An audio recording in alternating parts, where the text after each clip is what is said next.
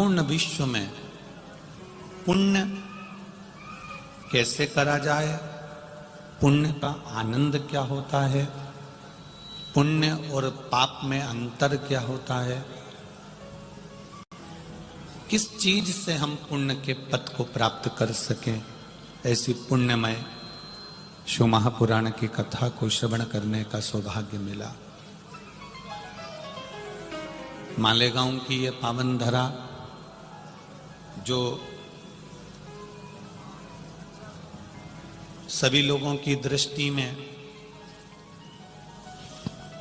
हमेशा लोगों के मन में ये रहता है कि मालेगांव, कोई कहता है ऐसा है, कोई कहता है वैसा है, पर जो मालेगांव आता है उसको मालूम पड़ता है कि यहाँ के लोग कितने आनंद के साथ में रहते हैं।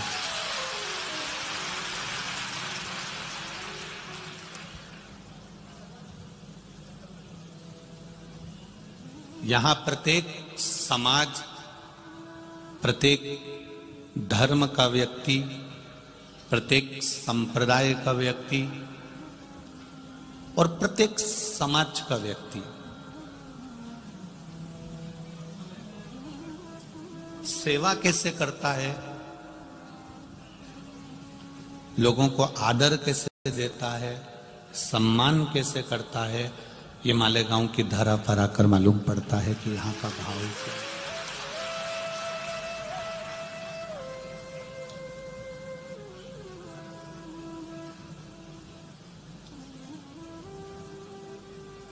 यहाँ ऐसा कोई धर्म नहीं था, यहाँ ऐसी कोई समाज नहीं थी जिसने शिव महापुराण में सेवा नहीं करी हो। हर व्यक्ति ने, हर समाज ने, हर एक बच्चे बच्चे ने यहाँ पर सेवा करी, प्रत्येक धर्म का व्यक्ति, प्रत्येक समाज का व्यक्ति।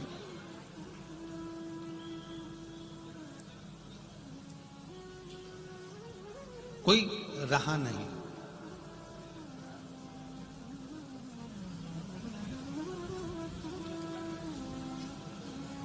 शिव कथा कहती है,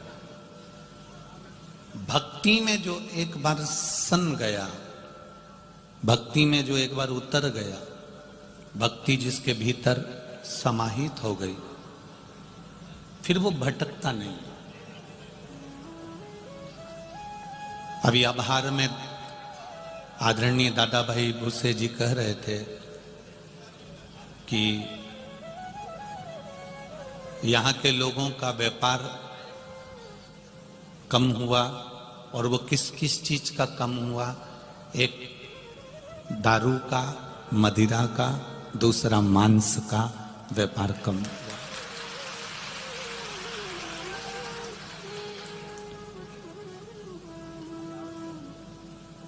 क्योंकि कुछ समय के लिए वो लोग भी 7 दिन अपनी अपनी दुकानों को बंद कर कर भगवान की भक्ति में लगे हुए थे, वो भी सेवा में लगे हुए थे।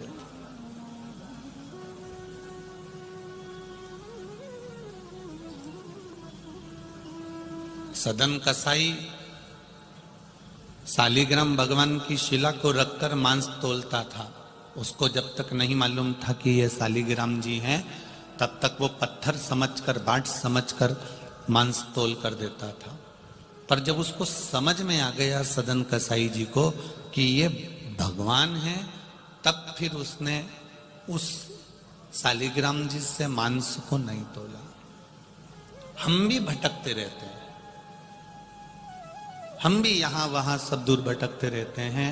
जब तक हमें परमात्मा के चरण नहीं मिलते, तब जब तक हमें मालूम नहीं पड़ता कि ये हमारा है और हम इसके हैं और ये हमको तार देगा, तब समझ में आता है कि यह परमात्मा।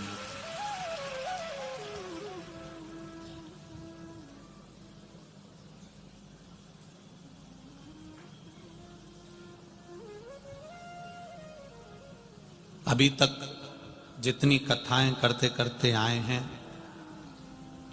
उसमें सबसे भारी और सबसे अधिक श्रोताओं के बीच में ये कथा हुई है बाबा की कृपा से। सबसे अधिक श्रोता, सबसे बाबा। ना जाने कहां कहां से आप लोग आए और बड़ी भारी संख्या में यहां पहुंचे हो। महाराज, प्रशासन ने भी बहुत सुंदर व्यवस्था संभाल के रखी है। हर तरह से प्रशासन मुस्तैद और व्यवस्था संभाल। अभी तक कहीं 5 लाख, कहीं 4 लाख, कहीं 6 लाख, कहीं 7 लाख तक पब्लिक भक्त लोग कथा में रहे, पर आज की स्थिति में 11 लाख से ऊपर लोग इस मालेगांव में हैं।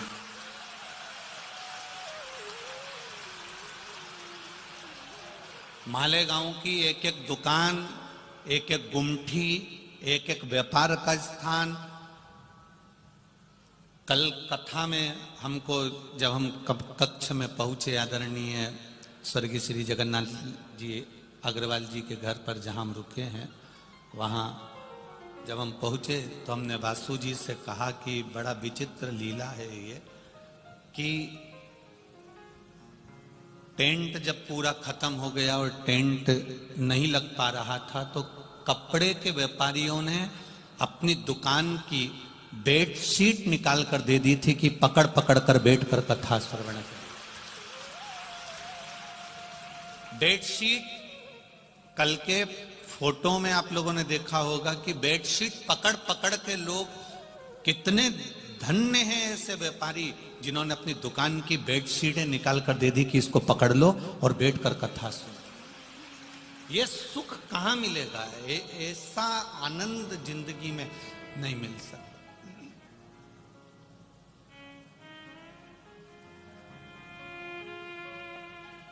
कोई कह रहा था इतनी तो बारात की भी व्यवस्था नहीं होती है और उनको भी, बारातियों को भी कोई ना कोई चीज की कमी रह जाती है, पर यहां तो भक्तों के लिए कोई कमी किसी ने नहीं रखी। अभी इससे बड़ा सुख क्या होगा? मैं आदरणीय दादा बाबू भूसे जी को कहूंगा कि वास्तवता है मालेगांव है और माल का गांव है, कोई साधारण नहीं। इसका आनंद ही दूसरा, इसका सुख ही दूसरा।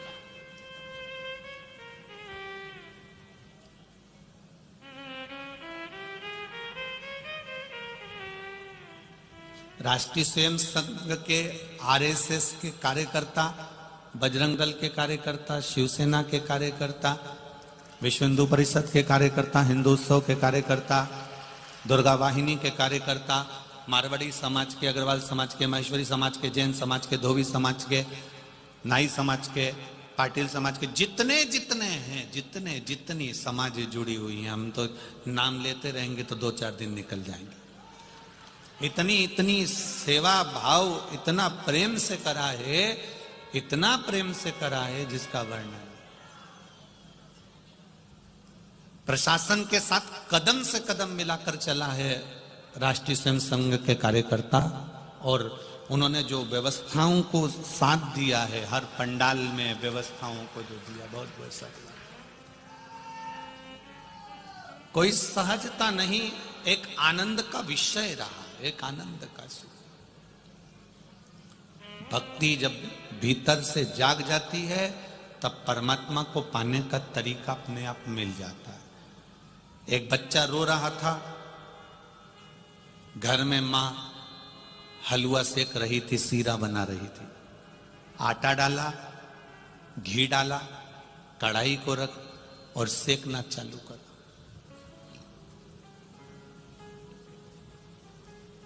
बच्चे ने कहा, मां मुझे सीरा चाहिए, हलवा चाहिए। अब भी सीरा था। मां सेक रही है और मां करी, तो टाइम लगेगा, कच्चा है। नहीं, मुझको तो अभी की अभी सीरा खाना है, मुझे अभी की अभी हलवा खाना है। मां, ये सीरा, ये हलवा मुझे दे। मां ने कहा, इस अभी कच्चा है।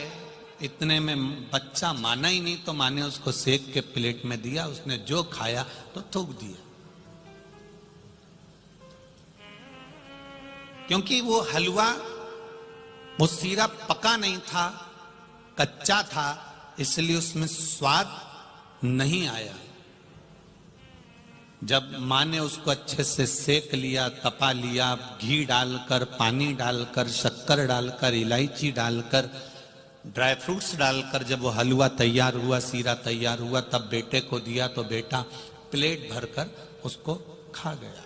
अब बच्चे को रुचि आ रही है उस सीरे में, उस हलवे में। मां से कहा, मां मुझे और दे दे। मां ने प्लेट में और सीरा दिया और हलवा दिया, उसने और खाया। मां मुझे और दे दे। मां ने और सीरा दिया और हलवा दिया, क्योंकि अब उसकी रुचि उस सीरे में, उस हलवे में इसलिए बढ़ गई क्योंकि वो सीरा, वो हलवा पक चुका था।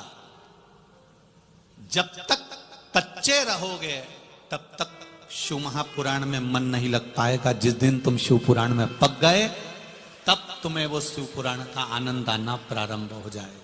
फिर तुम्हें वो सीरा अच्छा लगने लगेगा, फिर तुम्हें वो हलवा अच्छा लगने लगेगा।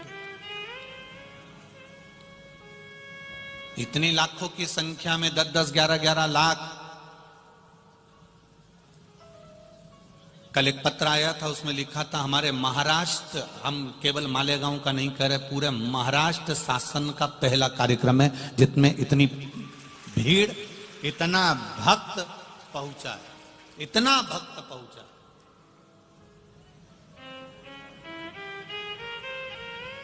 रोडों पर बैठे हुए हैं, दुकानों में भरे हुए हैं, डबल पथवे पर पूरे जनता ही जनता, पूरे भक्त ही भक्त।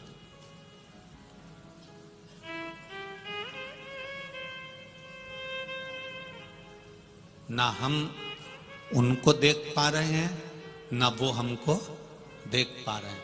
केवल ये माइक की जो व्यवस्था लगा के रखी है इन्होंने, रामश्याम वाले ने जो माइक का चोंगा वहां फिट कर दिया है, बस उसका जो भोंपू का जो आवाज है, वो आवाज और उनकी दिल और दिमाग में जो टीवी पर कथा सुनी और मोबाइल पर सुनी कि महाराज इस तरह से कह रहा है और शंकर इस तरह से मिल रहा है, बस वो मिलन की आस से कथा चल रही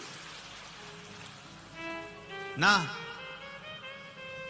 वो एक गाना याद आता है ना, आ बैठ मेरे पास तुझे देखता रहूं, ना मैं कुछ कहूं ना तू कुछ कहे।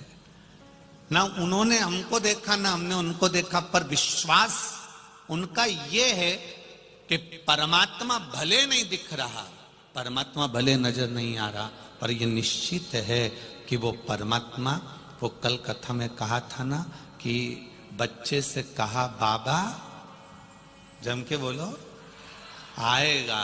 उसी तरह तुम भी कहते रहना मेरा भोला आएगा। बस वो मिलन की आस बरकरार रखिए।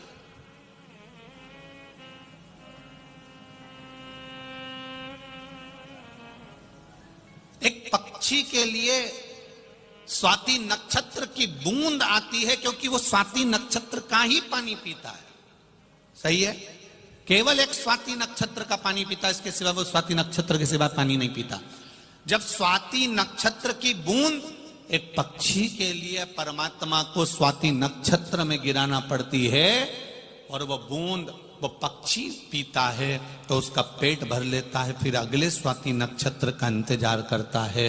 उसी तरह परमात्मा ने पक्षी बनाया तो उसकी प्यास मिटाने के लिए स्वाति नक्षत्र का पानी भी दिया है। और आपके भीतर अगर शिव महापुराण की कथा सुनने का भाव जागृत हुआ है, शंकर को पाने की इच्छा जागृत हुई है, शिव तत्व को जानने की इच्छा प्राप्त हुई है, तो वो शंकर एक ना एक दिन आकर तुम्हारे दुख की घड़ी में जरूर खड़ा होगा, ये निश्चित। आप उसको पुकारो, आप उसको हृदय से, बस केवल दिल से उसको पुकारने का प्रयास करना। थोड़ा सा हलवे को, सीरे को पकाना पड़ेगा, थोड़ा तपना पड़ेगा, थोड़ा कष्ट भोगना पड़ेगा। और जब दुख, कष्ट, तकलीफ आती जाती है तब भजन का बल बढ़ता चले जाता है। एक बात याद रखना, दुख, तकलीफ, कष्ट आता है, क्यों आता है? हमारे पिछले जन्म के पाप को काटने के लिए। दुख आया पूर्व जन्म के पाप को काटने के लिए आया। पर आज के जमाने में लोग सोचते हैं कि दुख आ गया है तो इसको जल्दी से मिटा दूं, ऐसा नहीं होता। एक हाथ कट गया, फोड़ा हो गया, छाला हो गया, शरीर में रोग हो गया, तुम कितनी भी दवाई खा लो, कितनी भी तुम पट्टी करवा लो, कितनी भी क्रीम लगा लो, उस घाव को भरने में थोड़ा 2-4 दिन तो लगता ही है। एक फुंसी हो गई, एक कहीं यहां फुंसी हो गई, कहीं यहां हो गई, कहीं यहां हो गई, कहीं यहां हो गई, एक फुंसी हो गई, उस पर कितना भी तुम बाम लगा लो, कितनी भी दवाई लगा लो, वो फुंसी धीरे धीरे धीरे धीरे 2-4 दिन में ही बैठेगी। एकदम दवाई खाने से या एकदम इंजेक्शन लगवाने से या एकदम औषधि खाने से वो नहीं बैठने वाली, उसका इलाज नहीं होने वाला।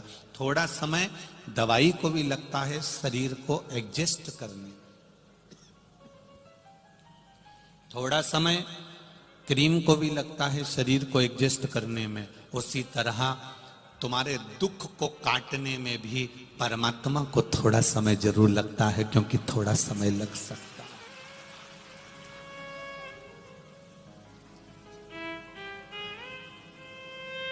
है। रोज रोज थोड़ा थोड़ा अगर क्रीम लगाया है, थोड़ा थोड़ा दवा लगाई है, थोड़ा थोड़ा तत्व लगाया है, तो वो उसका फल धीरे धीरे धीरे धीरे आराम तो मिलेगा। थोड़ा थोड़ा भगवत नाम करा है, थोड़ा थोड़ा कीर्तन करा है, शिव नाम को जपा है, तो उसका फल मिलेगा जरूर, थोड़ा रुक के धीरे धीरे। एक तुम्हारे यहां पर जब महाराष्ट्र में प्रवेश करते हैं ना, तो रोड के किनारे लिखा रहता है अति घाई, अति घाई दुखदाई। रोड के किनारे पर लिखा रहता है अति घाई दुखदाई। अगर ज्यादा जल्दी करोगे तो दुख मिल सकता है, पर आज के जमाने में जैसे ही दुख आता है, जैसे ही तकलीफ आती है, जैसे ही कष्ट आता है, लोग उस दुख को तुरंत मिटाने में लग जाते हैं। कहीं बाबा के यहाँ चले गए, कहीं किसी के यहाँ चले गए, कहीं किसी के यहाँ चले गए, हमें बहुत ज्यादा दुख है, उन्होंने मालूम पड़ा भभूति दे दी, बेल दे दी, कह दिया ऐसा कर लेना वैसा कर लेना। नहीं नहीं नहीं नहीं, दुख आया है तो इसको जाने में थोड़ा समय लगेगा। अति घाई मत करना, किसी के चक्कर में मत पड़ जाना।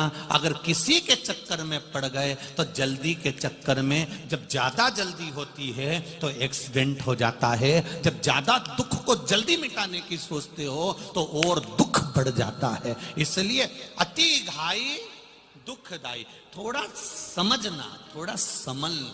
दुख आया है, धीरे धीरे कटेगा।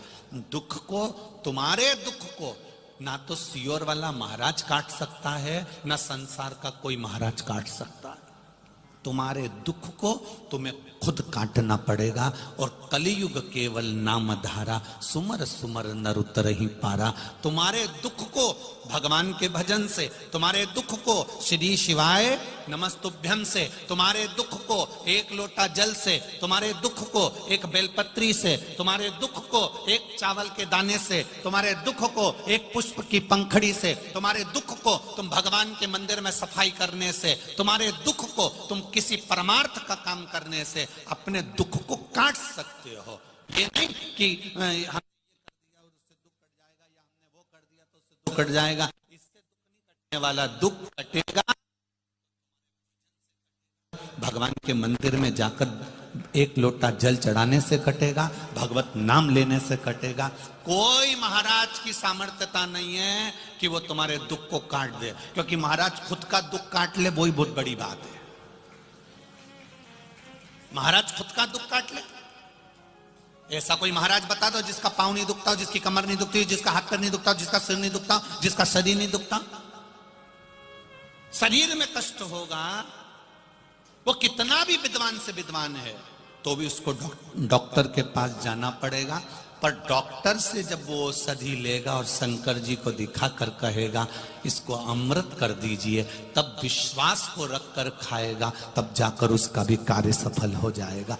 दुख तुम्हें अपने आप में काटना है, कोई दुख काटने के लिए कोई दूसरा नहीं आएगा। किसी भ्रम में मत पड़ जाना, अंधविश्वास में मत पड़ जाना और ढोंग प्रपंच में मत पड़ जाना। पढ़ना तो मेरे शंकर भगवान के चरणों में जाकर पड़ जाना, वो काट।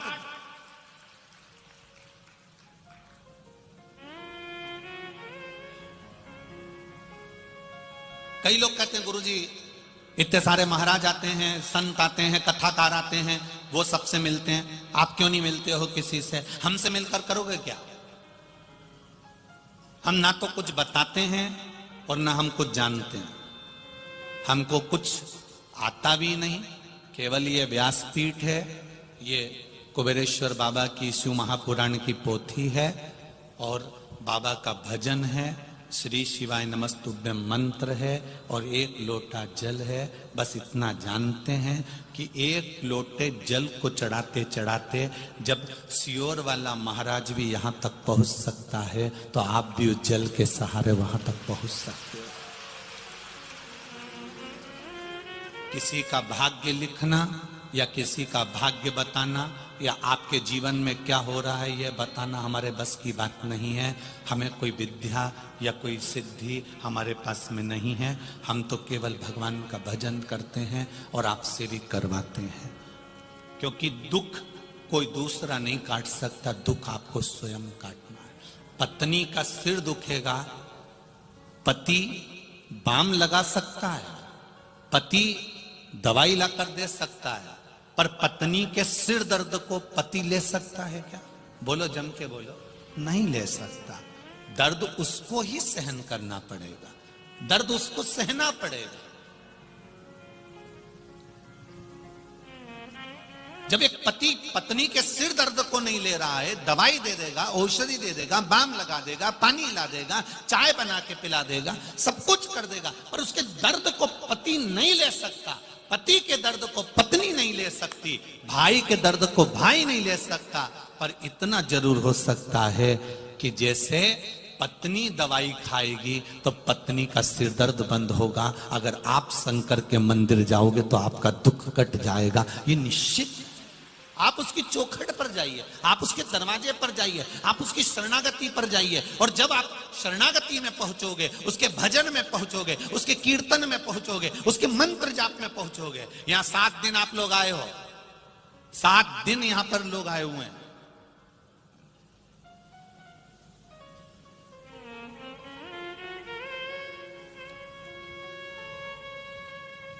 जो लोग 7 दिन से यहां पर रुके हुए हैं उनसे पूछना, वो अपना घर परिवार, बेटा बेटी, नाते रिश्ते सब भूल कर 7 दिन तक भजन कर रहे हैं। उनको कोई मतलब नहीं। यहां से जाएंगे तब उनको परिवार में फिर पहुंचेंगे तो फिर परिवार की याद आएगी, फिर लगेगा कि हम परिवार में फिर आ गए। पर 2-4 दिन तो तुमको नींद नहीं आएगी, क्योंकि तुम मालेगांव की कथा सुनकर जा रहे हो, तुम्हारी आदत बदल गई है, भजन की हो गई। 2-4-8 दिन तुमको नींद नहीं आने वाली। तुम करवट बदलते रहोगे, पास में सोने वाला व्यक्ति पूछ लेगा तुझे नींद नहीं आ रही? नहीं। क्यों? सपने में मेरे को वो महाराज दिख रहे हैं, सपने में मुझे मेरा भोले नाथ दिख रहा है। मुझे नींद नहीं आ रही है, मुझे स्वप्न दिख रहा है। खानो नहीं भावे मुझे, पीनो नहीं भावे, दौड़ दौड़ मन सत्संग जावे। जब मुझे बस केवल भगवान की भक्ति नजर आ रही है, केवल भक्ति और कुछ नहीं। भजन का जब बल बढ़ जाता है तब कुछ भी दिखता नहीं। गुरुजी ने पूछा था कौरवों से भी और पांडवों से भी, इस पेड़ पर क्या दिख रहा है? तो कोई के पेड़ दिख रहा है, कोई के पक्षी दिख रहा है, कोई के उसके पंख दिख रहे हैं, कोई के उसके पास फल दिख रहा है। केवल एक था जिसने कहा पक्षी का केवल नेत्र नजर आ रहा है, जिसने एक निशाना बना लिया है कि मुझे अगर दुख आएगा मैं किसी के पास नहीं जाऊंगा। जिसने एक निशाना बना लिया, एक लक्ष्य बना लिया कि मुझे दुख आएगा मैं किसी के पास नहीं जाऊंगी, डॉक्टर को दिखाऊंगी और फिर महादेव के पास जाकर कह दूंगी कि तेरे भरोसे पर दिखा के आई। दुख आएगा, उसको निपटने का तरीका भी आपको आना चाहिए।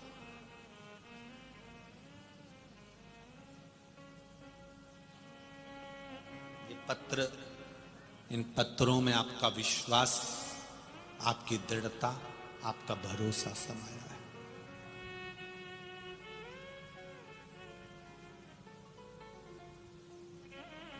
सब कुछ टूट जाए, घर भी टूट रहा हो, रिश्ते नाते भी टूट रहे हों, परिवार भी टूट रहा हो, दुख पीछा पकड़ कर खड़ा हो, फिर भी तुम्हारा विश्वास मत तोड़ना, मंदिर जाना मत छोड़ना। क्यों नहीं छोड़ना? मायके वाले दुख की घड़ी में बार बार आकर नहीं खड़े होंगे,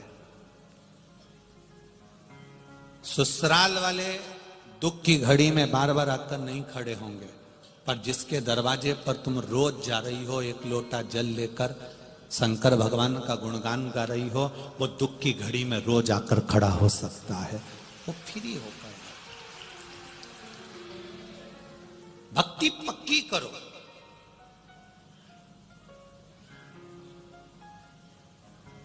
जब भक्ति पक्की हो जाएगी, जब विश्वास पक्का हो जाएगा, फिर आप डोल नहीं सकते।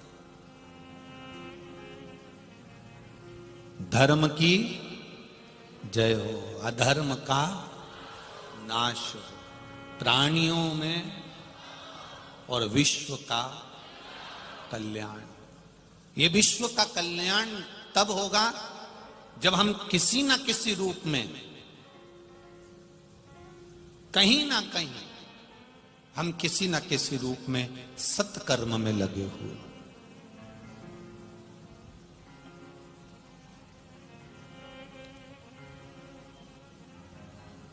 किसी ना किसी रूप में सत्कर्म में लगे।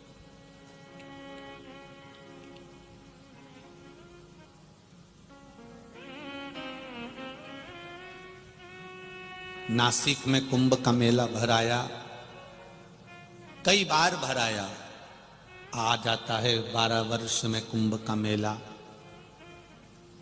प्रशासन को कितनी व्यवस्था करना पड़ती है उस मेले के लिए। 1 साल पहले मेले की तैयारी चालू हो जाती है। बोलो सही है? चारों तरफ प्रशासन को व्यवस्थाएं करना पड़ती है। उस मेले में भी 10 लाख, 20 लाख, 25 लाख, 50 लाख जितनी पब्लिक जाती है, पर उससे आधा मेला होता है ये शिव महापुराण की कथा का मेला। आधा मेला। यहां छोटे से छोटे व्यक्ति से लेकर बड़े से बड़ा करोड़पति भी इस मेले का सुख भोगता है।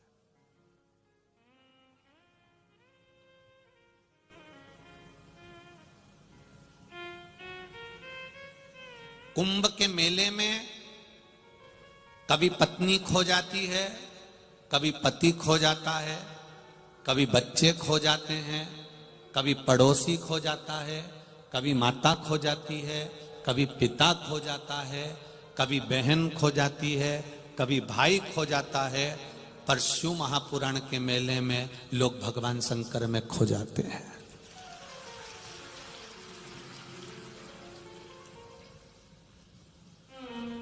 यहां शिव में खो रहे हो आप।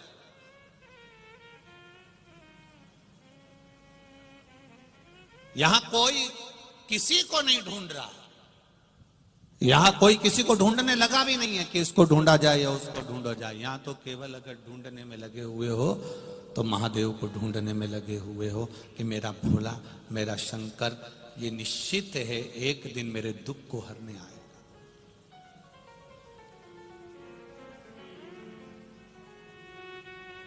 भक्ति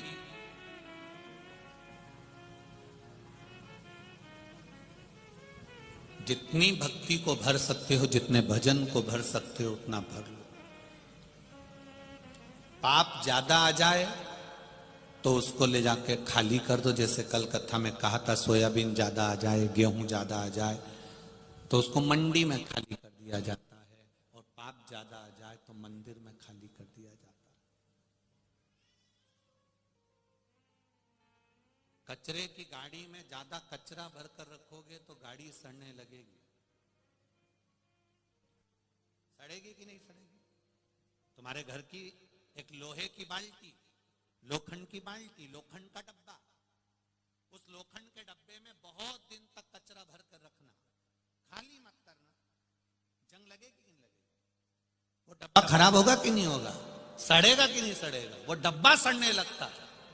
बहुत दिन तक लोहे की बाल्टी में, प्लास्टिक की बाल्टी में, एल्युमिनियम, स्टील, कोई भी बर्तन में आप रख कर रखिए, पीतल, एल्युमिनियम जो में रखोगे वो सड़ने लगेगा। बहुत दिन तक कचरा रखोगे तो बर्तन सड़ने लगेगा।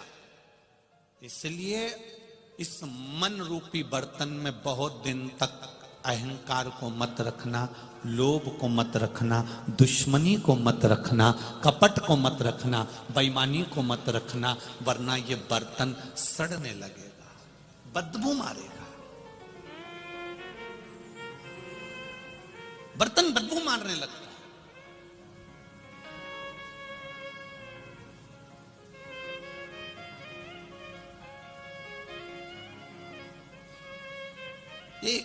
कोई कह रहा था, गुरुजी वो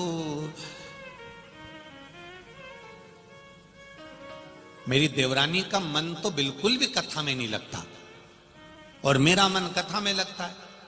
मैं टीवी चालू करती हूं और देवरानी कहती है कहां टीवी में लगे हो, कथा में लगे हो। वो टीवी बंद कर देती है।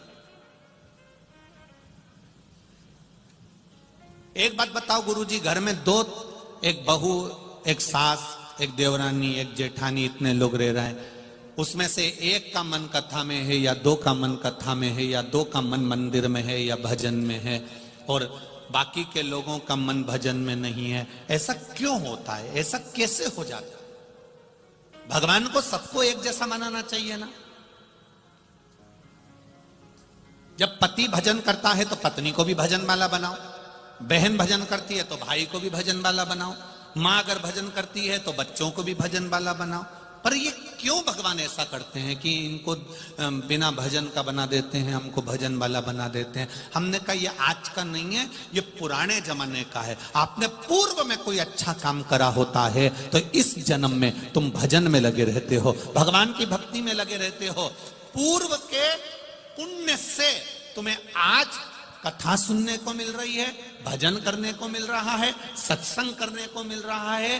भगवान मौका दे रहा है कि पूर्व में जो तूने पुण्य करा था तो ये मनुष्य का शरीर मिल गया, अच्छा शरीर मिल गया, परिवार अच्छा मिल गया, कुटुंब अच्छा मिल गया, इसको और बढ़ा ले तो तू थोड़ा भजन और कर ले। ये भगवान की कृपा से प्राप्त हुआ है। पूर्व में अच्छे थे तो आज भी तुम अच्छे हो और पूर्व में गड़बड़ थे तो आज भी तुम गड़बड़ हो। और नहीं मानो तो एक प्रैक्टिकल करके देखना। एक डब्बी में हींग, क्या हींग जो सब्जी में डालती हो, अचार में डालती हो, एक डब्बी में हींग रख देना। डब्बी में से हींग रखने के बाद में 2-4-8 दिन के बाद वो डब्बी को खाली कर देना। पानी से धो लेना, साबुन से धो लेना, सर्फ से धो लेना, फिर खोलना सुखाने के बाद। हींग की बदबू जाएगी कि नहीं जाएगी? बोलो बोलो, जम के बोलो। नहीं जाएगी। डब्बी को कितना धोया, साबुन से, सर्फ से, पानी से, गर्म पानी से, पर हींग की बदबू, हींग की खुशबू नहीं गई। उसी तरह पूर्व में जो तुम थे वो हींग की डब्बी भले खाली कर दी। पहले अपन ना जाने क्या थे, कोई कुछ था, कोई कुछ था। 84 लाख योनियां काटी हैं, ये हींग की डब्बी ना जाने कितनी बार खाली हो गई। अगर भजन में लगे हो तो समझ लेना वो हींग की खुशबू अभी तक नहीं गई है, वो अभी तक। डब्बी भले खाली कर दी, डब्बी भले धो दी, डब्बी भले साबुन से, सर्फ से, सबसे धोई गई, पर वो हींग की बदबू, हींग की खुशबू नहीं गई। उसी तरह हमारे 84 लाख जन्म निकल गए और 84 लाख जन्म निकले। हमने क्या करा था पूर्व में? अगर हमने भजन करा था तो वो भजन की गंध आज तक नहीं गई। अपने आप आपका मन कथा में लग जाता है। और किसी किसी को डांट डांट के बिठाओ, मार मार के बिठाओ, चिल्ला चिल्ला के बिठाओ तो भी मन नहीं लगता। किसी किसी बूढ़ी बूढ़ी माताओं को देख लो, इनका खाने में मन लग जाए, सिलाई में, स्वेटर बनाने में मन लग जाए, कपड़ा सिलने में मन लग जाए, बड़ी तोड़ने में मन लग जाए, पापड़ में मन लग जाए, कपड़ा सुधारने में मन लग जाए, मेहंदी लगाने में मन लग जाए, बुराई करने में मन लग जाए, पर इनका मन किसी किसी डोकरी का ऐसा रहे कि उसको कितना भी कह दो कि भगवान के मंदिर चल, वो नहीं जाए। उसको कथा में बिठा दो तो कथा नहीं सुने, टीवी चालू कर दो कथा की तो मन नहीं लगे, मैं पसरी जाए। वही तुम कितना ही प्रयास कर लेना वो नी पहुंचेगी। क्यों? क्योंकि हींग की डब्बी नी है, वो हींग की डब्बी नहीं है। हींग की होती तो पुराने जमाने का पूर्व का थोड़ी सी खुशबू उसमें रह जाती। अगर हींग की डब्बी होती तो थोड़ी सी गंध उसमें रह जाती तो वो भजन कर लेती। पर ये हींग की डब्बी नहीं है। ये तो अब नहीं बोलूं तो अच्छा है, ये हींग की डब्बी नहीं, ये तो केरोसिन का डब्बा है, घासलेट का तेल का डब्बा।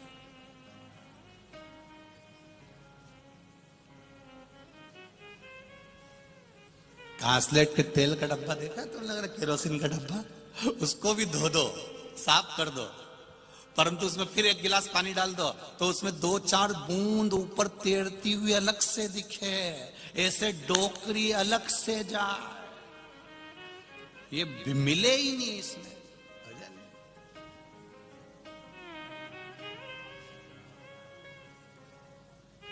तो मेरी मालेगांव की हींग की डब्बियों, ये खुशबू आपकी कितने ही जन्म दे दे मेरा भोलेनाथ, 84 काट दे, ये डब्बी की गंध जाना नहीं चाहिए। ये हींग की डब्बी की गंध खुशबू जाना नहीं चाहिए। कितनी दे दे वो जन्म, कितने ही सांप बनाए, बिच्छू बनाए, और ऐसा नहीं है सब बने अपन, ऐसा नहीं कि अपन ने कोई जन्म नहीं लिया होगा। आप भी कुछ ना कुछ बने होंगे पूर्व में, हम भी कुछ ना कुछ बने होंगे। 84 लाख योनिया काटते काटते काटते काटते यहां तक पहुंचे हैं। माथे की जूं भी बने थे, किसी ने निकाल के नखून पे धर के निपटा दिया।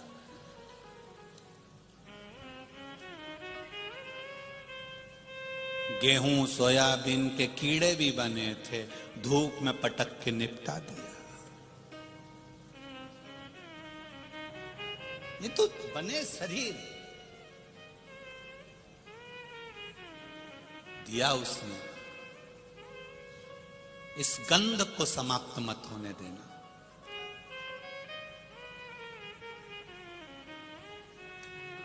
कोई तुमसे कह दे, होता है कभी कभी जो मकान बनता है, आपके घर में बाथरूम बनी है, बोलो तो बनी है। अगर समझदार मिस्त्री मिल गया, छत बनाने वाला, बाथरूम बनाने वाला, घर बनाने वाला समझदार मिस्त्री मिल गया, समझदार मिल गया, तो वो जो बाथरूम बनाता है ना, तो बाथरूम में जब वो टाइल्स लगाता है, पत्थर लगाता है, तो ऐसा थोड़ा सा ढाल करके लगाता है। ढाल कर कर क्यों?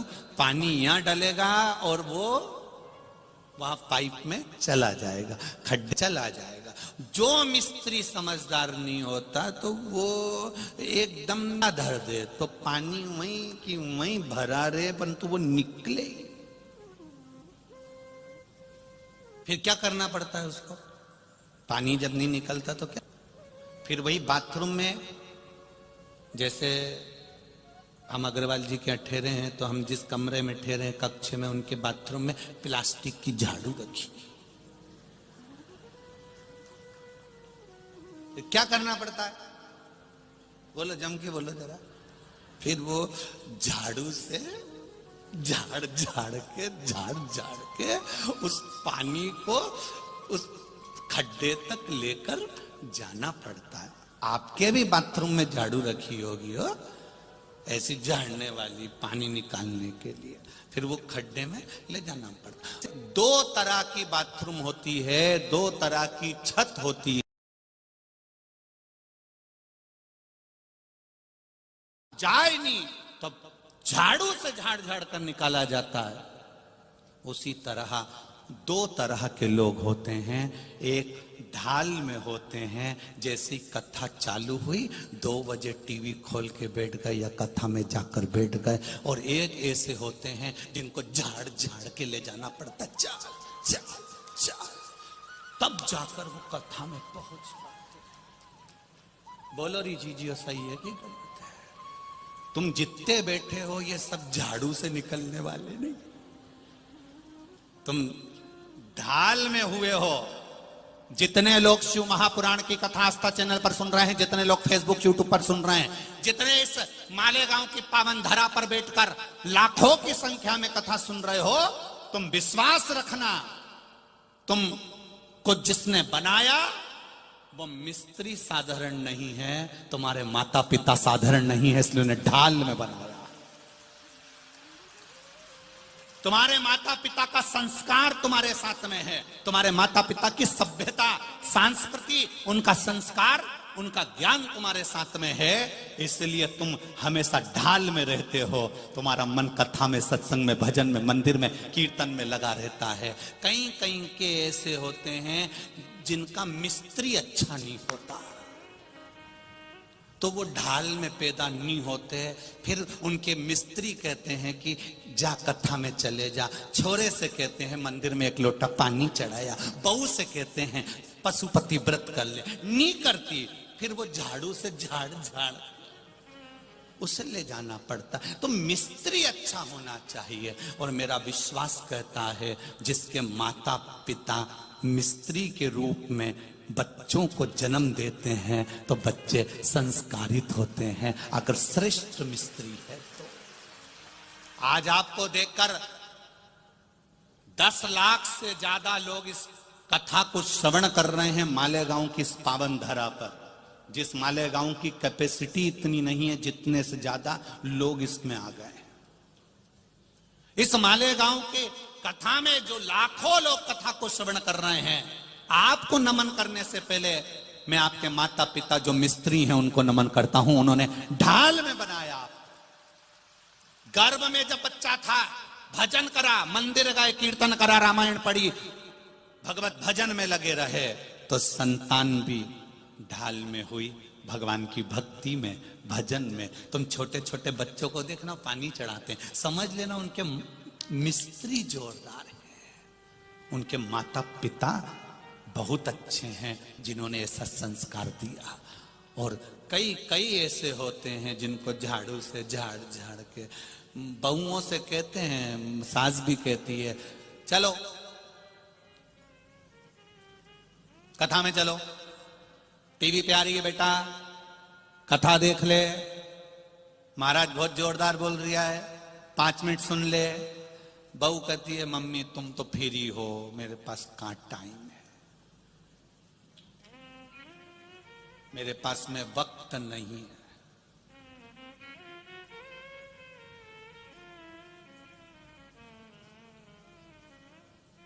जिसके पास में वक्त नहीं होता वही कम वक्त होता है।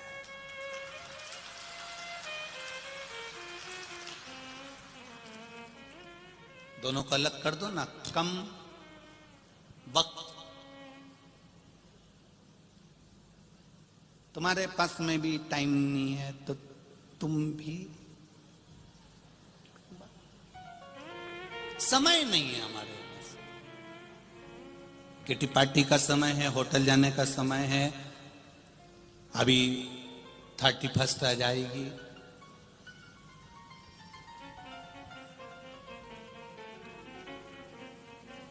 समय है, पर भजन का समय नहीं। साधुवाता, आपके नजदीक में अगर कोई देवालय है, शिवालय है, शंकर भगवान का कोई शिवालय आपके नजदीक में है, प्रयास करना 2 कदम चलकर वहां तक जाना। ये अंग्रेजी नव वर्ष आ रहा है, हमारा सनातनियों का नया वर्ष तो नूतन चैत्र से आता है, पर फिर भी नवयुवक बच्चे अगर इसको मनाते हैं, करते हैं, हम उनको कुछ रोकेंगे टोकेंगे नहीं, पर इतना जरूर कहेंगे कि अगर मना भी रहे हो तो होटल में और वेसन में नहीं, महादेव के मंदिर जाना और एक लोटा जल चढ़ाकर आना।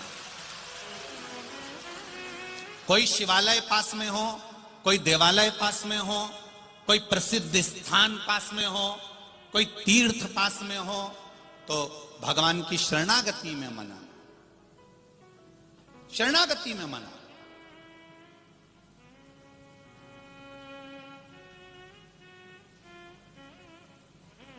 जाओ उस महादेव की भूमि पर कंकर शंकर को नमन कर कर आओ।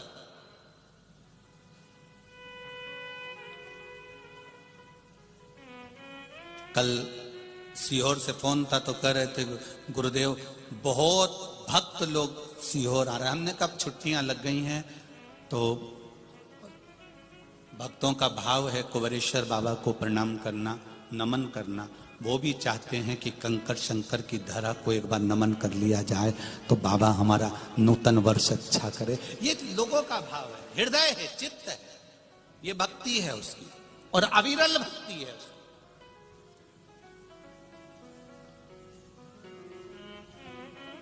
कहीं देवालय में जाकर, कहीं शिवालय में जाकर, हमने भी जब कथा चल रही है, लाइन से कथाएं चल रही, तो हमने भी ये कहा आशीष जी को, समीर जी को कि जब 31 रहे उस समय पर बाबा कुबेर भंडारी के चरणों में ये शरीर वहीं पड़ा रहे, ऐसा प्रयास कर कर, इसलिए कथा को भी ऐसा दिया गया कि 29 को यहाँ आज समापन हो जाएगी, फिर अगली कथा 2 तारीख से चालू हो जाएगी। बाबा के चरणों में ये शरीर पड़ा रहे, उसका दिया हुआ शरीर है, उसके चरणों में पड़ा रहे, उसकी शरणागति में धरा रहे, इससे बढ़कर कोई सुख नहीं है। आप भी बनाओ भगवान शिव के चरणारविंद से, भगवान के चरणारविंद में जाकर, देवालय में जाकर, अपने नजदीक में जो शंकर का मंदिर हो, जो शिवालय हो, उसके चरणों में जाकर मनाए। बोल बम का नारा है, बाबा एक सहारा। लोग कहते हैं गुरुजी हम घर में मंदिर बनाना चाहते हैं, हम उनसे कहते हैं घर में मंदिर मत बनाओ, मंदिर में घर बनाओ।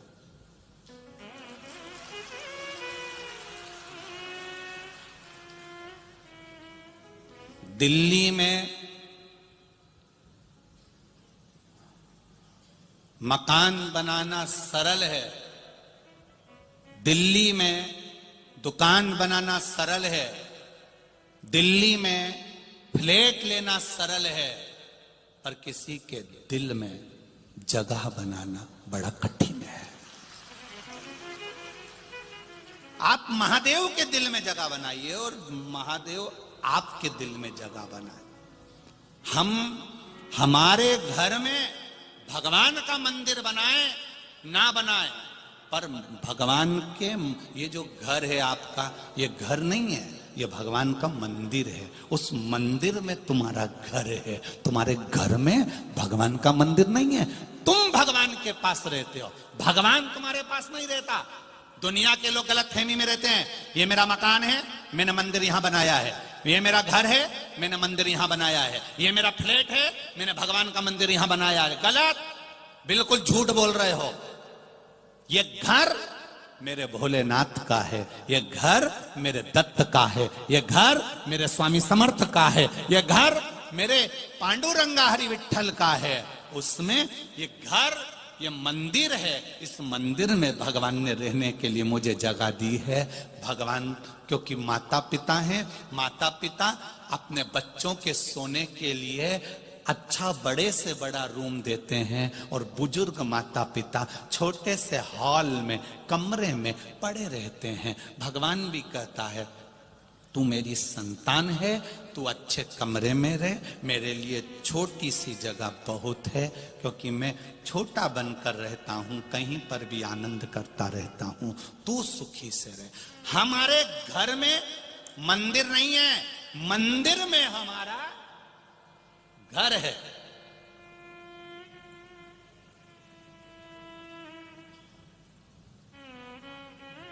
जो लोग कहते हैं ना भगवान घर में रहते हैं, जो लोग कहते हैं भगवान घर में रहते हैं, जो लोग कहते हैं भगवान मंदिर में रहते हैं, वो झूठ कहते हैं। भगवान को रहने के लिए मंदिर और घर की जरूरत नहीं पड़ती। भगवान को रहने के लिए निर्मल मन सो मोहि पावा, भगवान को रहने के लिए निर्मल दिल की जरूरत पड़ती है, अच्छे मन की जरूरत पड़ती है। आपका दिल जितना क्लीन होगा, जितना साफ होगा,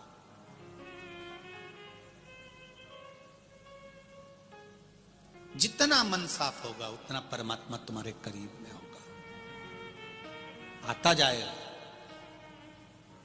यहां से इस व्यासपीठ से आज विराम का दिन है, कथा के विराम दिवस है। हम तो आपको कुछ नहीं दे सकते, पर इतना जरूर कह सकते हैं, अगर आपने दिल से शिव को अपने दिल में बिठाकर, बिना कपट के, बिना छल के, बिना बेईमानी के, बिना प्रपंच के, कोई प्रपंच आपके जीवन में नहीं, और आपने अगर दिल से कथा सुनी है और वो अगर दिल में बैठ गया, तो तुम्हारे दिल में जितनी जितनी तमन्ना होगी वो आवाज देवाधिदेव महादेव पूरा कर देगा।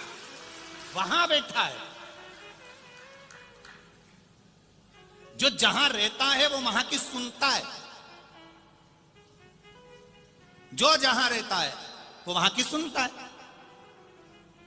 मालेगांव वाले को तो बड़ा गौरव होना चाहिए, बड़ा आनंद होना चाहिए कि तुम्हारे नगर में दादा बाबू भूसे जी रह रहे हैं। हमारा एक मंत्री बैठने वाला शासन का हमारे नगर का है, तो हमारी बात सुनता है।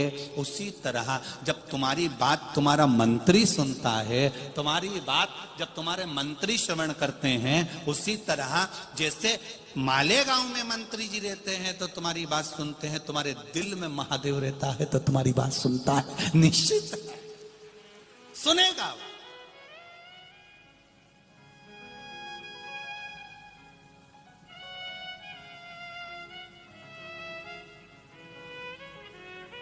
आदरणीय दादा बाबू भूसे जी की धर्मपत्नी माई जी कह रही थी, गुरुजी अब मुझे कुबेरेश्वर धाम आना है। हमने पूछा काहे के लिए आना है? कहा गुरुजी वहां पर बोल के आई थी कि एक बार शिव महापुराण की कथा हो जाए, और बाबा ने इतनी करा दी, यही बाबा को प्रणाम करने के लिए, धोख लगाने के लिए, भोग लगाने के लिए मुझे पहुंचना। दिल से अगर कहा, हृदय से अगर कहा, आप कुबेरेश्वर धाम आते हो, शंकर भगवान तो वहां पर कहीं आपको कोई मूर्ति नहीं मिलेगी, पर कंकर को उठाकर आपने पूजन करा, और पूजन करने के बाद दिल से कहकर उस कंकर को ले जाकर एक साइड में, कहीं एक साइड में उसको रख दिया, कहीं एक साइड में, मत छोड़कर नहीं जाना। कई लोग पूजन कर कर कंकर शंकर की पूजन करके वहीं छोड़ देते, ना ना ना ना। आपने कंकर रखा, पूजन करी, उसको उठाओ और उसको उठाकर एक साइड में ले जाकर रखो, और दिल से उसको कहकर रखना कि मैंने कंकर को शंकर मानकर पूजन करी है, तुझे मैंने अपना माना है, और मेरा विश्वास कहता है कि तू मेरे साथ हर पल हर क्षण रहेगा, हर पल रहेगा।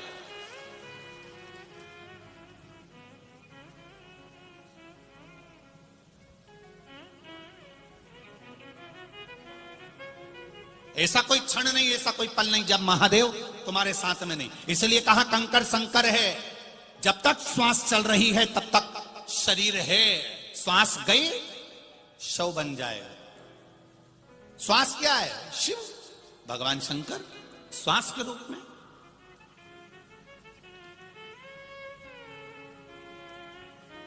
श्वास के रूप में मेरा महादेव रहता है, वायु के रूप में, आनंद के रूप में शिव तत्व हमारे भीतर विराजमान, वो देता रहता है।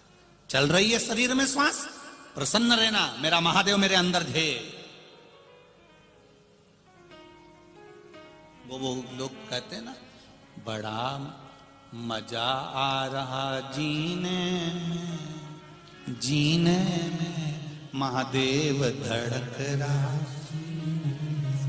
मेरा शिव, मेरा ओघड़ी, मेरा भोलेनाथ, मेरा शंकर मेरे साथ में है, हर पल है, हर घड़ी, हर क्षण है। ऐसा कोई पल नहीं गया जब मेरा महादेव नहीं मिला। हरि ओम में ओम समाया है, मेरा भोला नगर में आ। मूल मंत्र का स्मरण कर रहा हूं आपके सम्मुख में बैठकर, आपकी छत्र छाया में बैठकर। हे मेरे शंभु, हे मेरे त्रिकालदर्शी, हे मेरे कैलाशी, हे मेरे कुबेरेश्वर बाबा, ऐसी कृपा करिए मेरे हृदय में आपकी भक्ति बढ़े, आपका विश्वास बढ़े। सब लोग दिल से बोलेंगे, साथ आनंद के साथ बोलेंगे। श्री शिवाय नमस्तु, श्री शिवाय नमस्तु, श्री शिवाय नमस्तु, श्री शिवाय नमस्तु, श्री शिवाय नमस्तु भोला।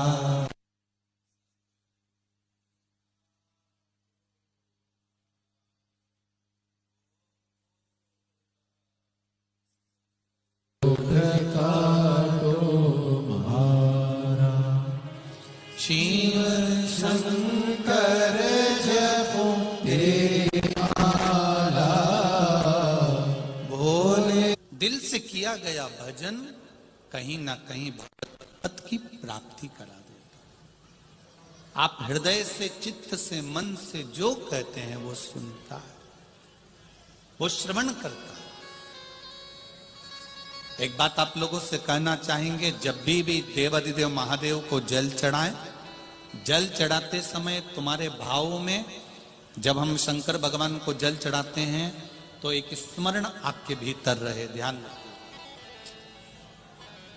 जैसे ये शिवलिंग है, ठीक है, ये जलाधारी है, गोलपीठी का जिस पर ये शिवलिंग रखा हुआ है, ये जलाधारी, बीच में अशोक सुंदरी, इधर गणेश जी, इधर कार्तिकेय जी, जिस पे शिवलिंग रखा हुआ है।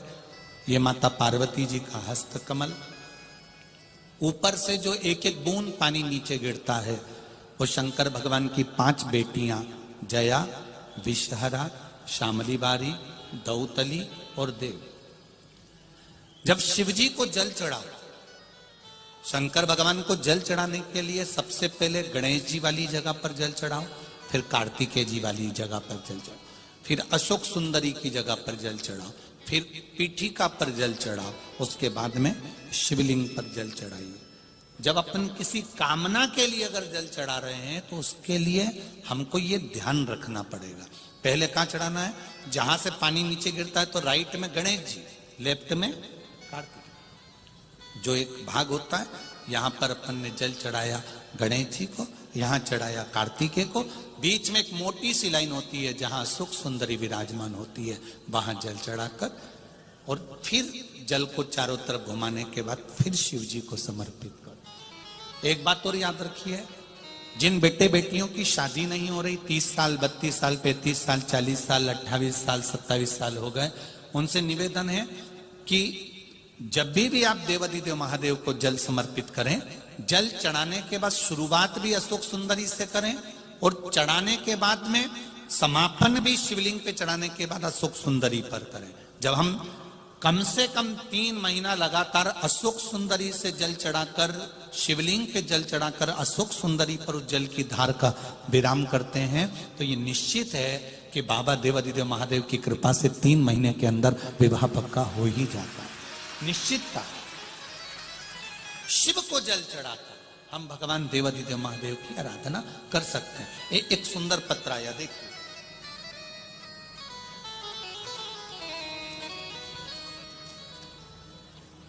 संगीता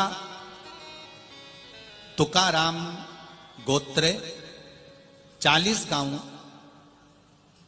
से मैं आई हूं। कहीं बैठी हो हाथ हिलाइएगा, जहां कहीं बैठी हो। संगीता तुकाराम गोत्रे 40 गांव, कहीं बैठी हो तो हाथ हिलाइएगा, जहां कहीं भी बैठी हो दोनों हाथ हिला देना। गुरुजी, मैंने शिव महापुराण की कथा टीवी पे सुनी थी, शिव महापुराण कथा का चमत्कार सुना था।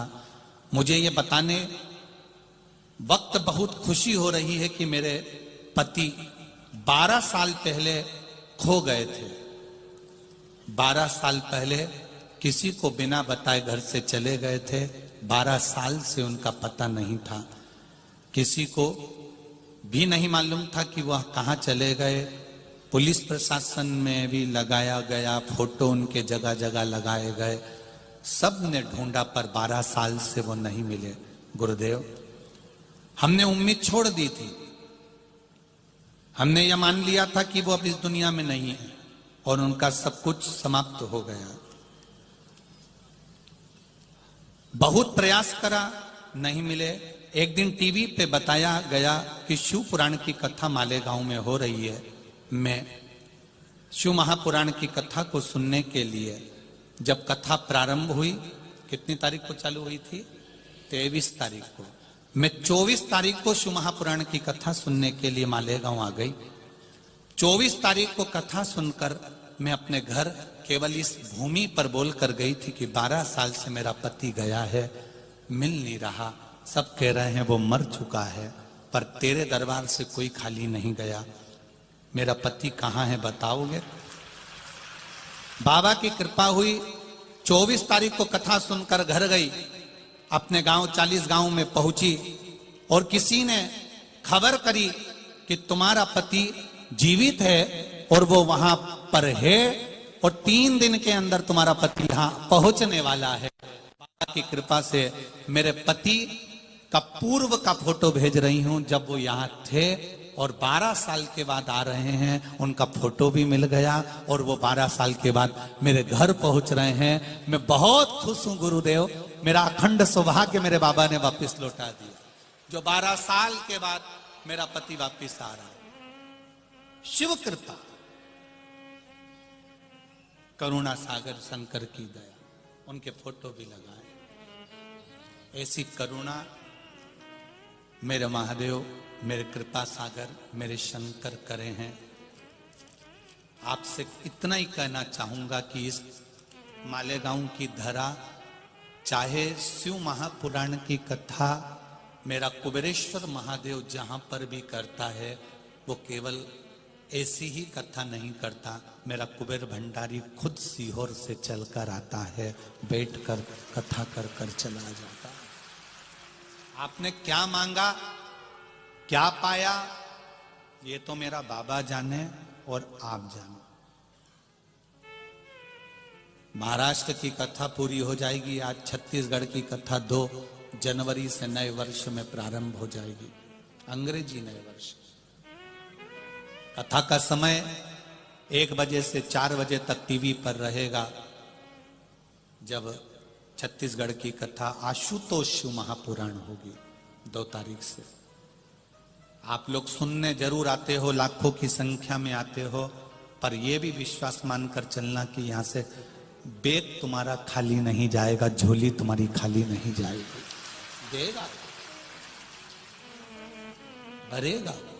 एक पत्र और है, देखिए,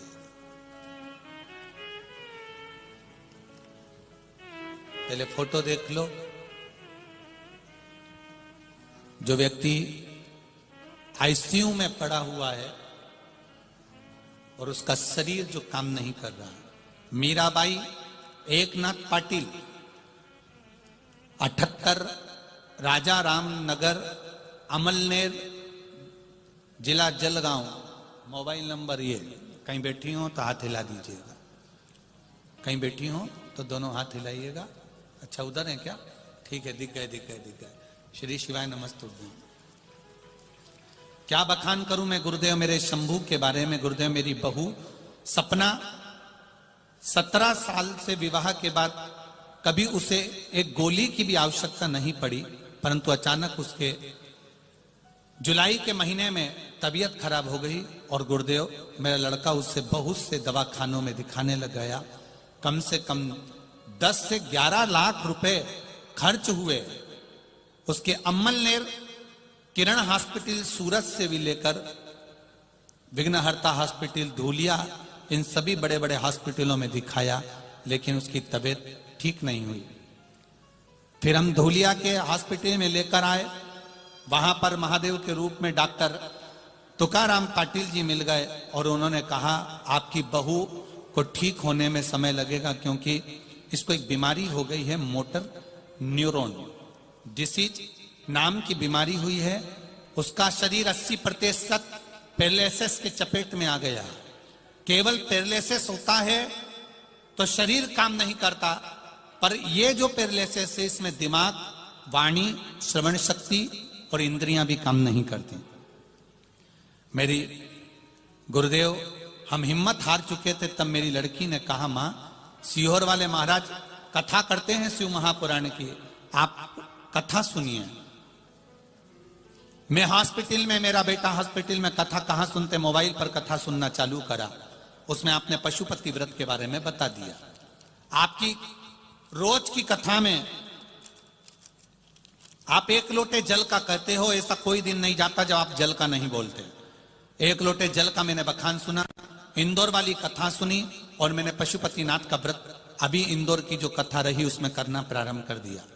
इतने सालों से बीमार पड़ी मेरी बहू, जिसकी इंद्रियां काम नहीं कर रही थी, शरीर काम नहीं कर रहा था।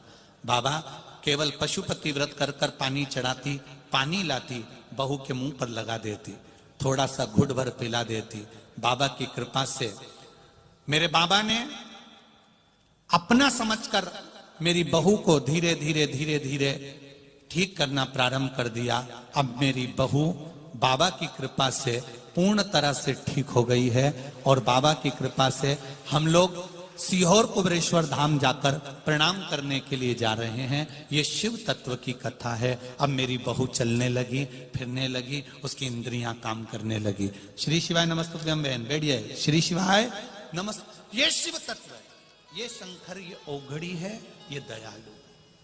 क्या बखान करें उसको।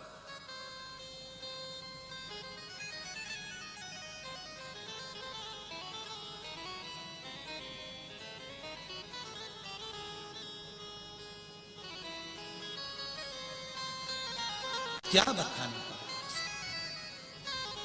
तेरी कृपा बिना न हिले एक भी अनु, लेते हैं श्वास तेरी कृपा से तनो तनो।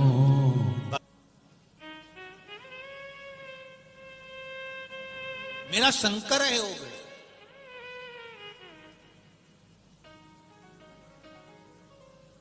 आप उस पर विश्वास रखे हो, भरोसा रखे हो। जहां बैठकर कथा सुन रहे हो, चाहे आस्था चैनल पर हो, चाहे फेसबुक यूट्यूब हो, चाहे मोबाइल हो, उस मां ने तो केवल मोबाइल पर सुनी और वहीं प्रार्थना कर ली कि बस तू है।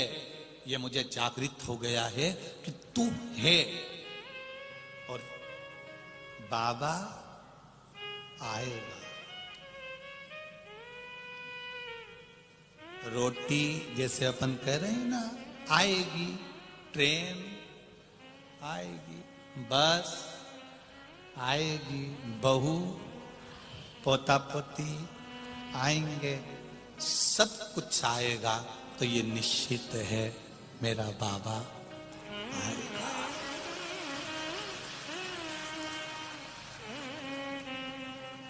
किस रूप में आता है, किस रूप में वो जन्म दे देता है, किस रूप में वो प्रकट हो जाता है, कोई भरोसा नहीं।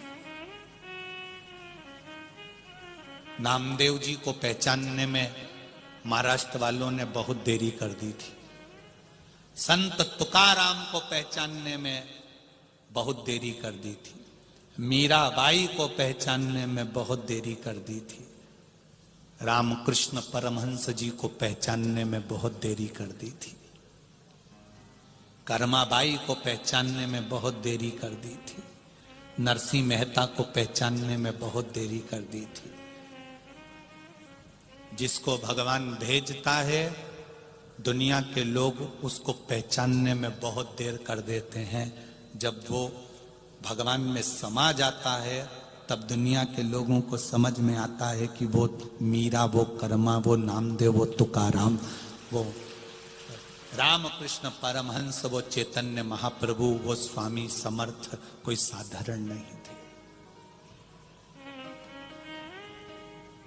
उनको पहचानने में बहुत देरी कर देते। आता है वो किसी रूप में, आकर समझाकर बताकर चला जाता। आता है भगवान खुद जन्म लेकर नहीं आता, पर किसी न किसी को अपने उस भाव से किसी न किसी को वाणी से, हृदय से, चित्त से भेज देता है। उसको पहचान कर, जानकर तुम्हारे कार्य में, तुम्हारे व्यापार में कोई ना कोई ऐसा आ जाएगा जो तुम्हारे लिए कर कर चला जाए। उसको पहचानो। ना जाने किस वेश में नारायण, पहचानना मुश्किल है परमात्मा। क्यों आया, कैसे आया? नामदेव जी चले गए तब हम नामदेव जी को जान रहे हैं। संत तुकाराम चले गए जब हम संत तुकाराम जी को जान रहे हैं। नहीं तो संत तुकाराम जी को धर्म पत्नी तक अपशब्द कह देती थी। मीराबाई को उनके पति, उनके ससुर शब्दों के शब्द बांट छोड़ते थे, जहर का प्याला दे देते थे। जब चली गई तब मालूम पड़ा कि वो मीरा थी और गिरधर की थी। नामदेव चले गए तब मालूम पड़ा वो हरि विट्ठल के थे। तुकाराम चले गए तब मालूम पड़ा वो हरि विट्ठल के थे। विट्ठल खुद नहीं आता, किसी ना किसी को भेज देता है जनमानस के कल्याण के लिए। हम उसको पहचान नहीं पाते, हम उसको जान नहीं पाते। किसी रूप में वो आया है, हम उसको नहीं जानते।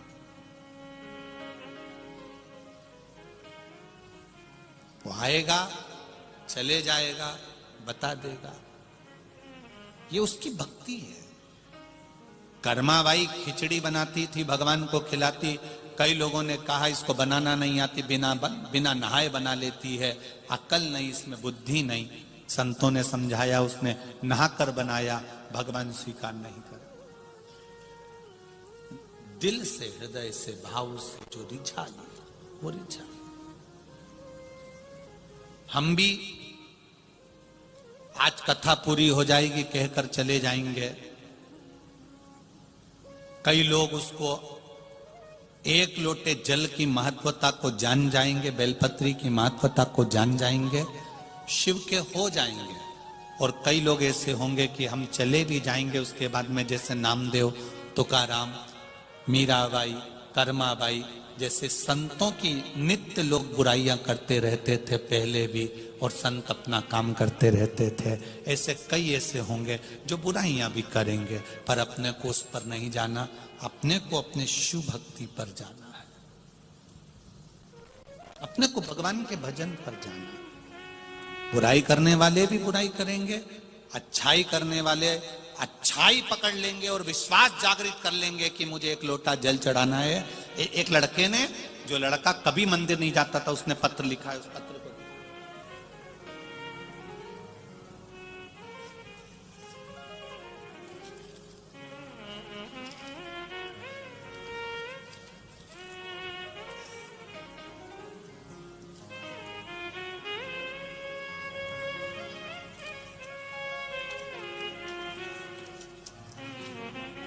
तेरी कृपा बिना न हिले,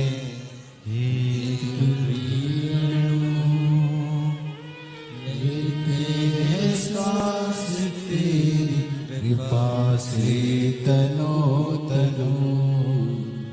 मेरा नाम किरण मनोज पाटिल है। कहीं बैठे हो तो हाथ हिलाइएगा। किसी बच्ची ने या पत्र लिखा है बेटी ने। मेरा नाम किरण मनोज पाटिल है। आप इन लिखा है, दोनों हाथ हिला दो एक बार। श्री शिवाय नमस्तुभ्यम। मेरा नाम किरण मनोज पाटिल है गुरुदेव। मेरी तबीयत अचानक से खराब हो गई। तब तबीयत खराब होने पर कारण यह था कि कहीं ना कहीं मुझे इन्फेक्शन हो गया था और अचानक इन्फेक्शन होने के कारण बस यूरिन बंद हो गई। डॉक्टर को दिखाया, पचोरा के हॉस्पिटल में भर्ती किया गया। गुरुदेव, मेरे घर वाले रोज एक लोटा जल चढ़ाते। घर वाले भी परेशान हो गए कि इसको हो क्या गया, एकदम नवयुवक बच्चे, उनको क्या हो गया। जल चढ़ाकर मुझे देते। धीरे धीरे मेरा स्वास्थ्य ठीक हुआ। हॉस्पिटल में मेरा इलाज चलता रहा। भगवान की कृपा से मैं ठीक तो हो गया। फिर जब थोड़ा सा अंतर आया, फिर मेरा स्वास्थ्य फिर खराब हो गया। फिर डॉक्टर ने मुझे जलगांव के हॉस्पिटल में भेज दिया और वहां पर एडमिट किया गया। फिर हॉस्पिटल में मेरी तबीयत वहां पर भी खराब हुई। धीरे धीरे मेरी माँ ने जल चढ़ाया। एक बेलपत्र लाकर मेरे सिराने के पास में रखना चालू करा। उस बेलपत्री का बल का क्या वर्णन करूं गुरुदेव। मैं उस हॉस्पिटल में ठीक हो गया, घर आ गया। मेरी माँ से पूछा, माँ डॉक्टर ने तो बहुत कुछ कह दिया था, मेरा स्वास्थ्य ठीक कैसे हुआ। माँ कहती, एक लोटा जल मैंने शिव जी पे चढ़ाया है। गुरुदेव, उस दिन से मैंने भी एक लोटा जल चढ़ाना चालू करा कि तूने मेरा अगर शरीर अच्छा कर दिया है तो मेरी जॉब, दुनिया के लोग कहते हैं कि तू सरकारी नौकरी नहीं कर सकता, मैंने भी एक लोटा जल चढ़ाकर सरकारी नौकरी के लिए शिव जी को चढ़ाना प्रारंभ करा। और गुरुदेव, पीडब्ल्यूडी में मेरी नौकरी सरकारी बाबा ने मुझे दिला दी। मैं बाबा को यहाँ प्रणाम करने आया। श्री शिवाय नमस्तुभ्यम। बैठिए बाबू। हर हर महादेव। शिव तत्व इसको कहते हैं। बाबा ने मेरी नौकरी पीडब्ल्यूडी में लगा दी। लोग कहते हैं कि गुरुजी शिव क्या सुनते हैं, एक बेलपत्री क्या एक लोटा जल इतना असर दिखा सकता है। कई लोग गलत कई, जब नामदेव जी, तुकाराम जी, मीराबाई, कर्माबाई, रामकृष्ण परमहंस, नरसिंह मेहता जी को लोगों ने नहीं छोड़ा, भारत के पुराने संतों को लोगों ने नहीं छोड़ा, तो निंदा करने वाले तो रोज उनको कुछ ना कुछ लगा रहेगा। रोज निंदा करेंगे। क्या बेलपत्री चढ़ाने से ऐसा हो जाएगा? शहद लगाने से हो जाएगा? जल चढ़ाने से हो जाएगा? बेलपत्री खिलाने से हो जाएगा? जिसके भीतर विश्वास होता है इस नवयुवक लड़के जैसे कि नौकरी सरकारी लगा सकता है, तो वो साधारण नहीं होता। वो साधारण नहीं हो सकता। विश्वास जागृत होगा तो वो मिलेगा जरूर। भरोसा होना चाहिए। एक लड़की ने लिखा, देखो,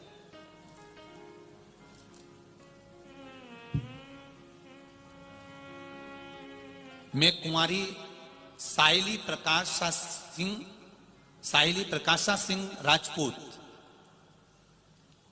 टीवी सेंटर औरंगाबाद महाराष्ट्र से आई हूं। कहीं बैठी हो? बैठी तो हाथ हिलाइए। जहां कहीं बैठी हो, कहीं बैठी हो तो हाथ हिलाइए। मैं कुंवारी साहिली प्रकाश सिंह राजपूत, टीवी सेंटर औरंगाबाद महाराष्ट्र से आई हूं।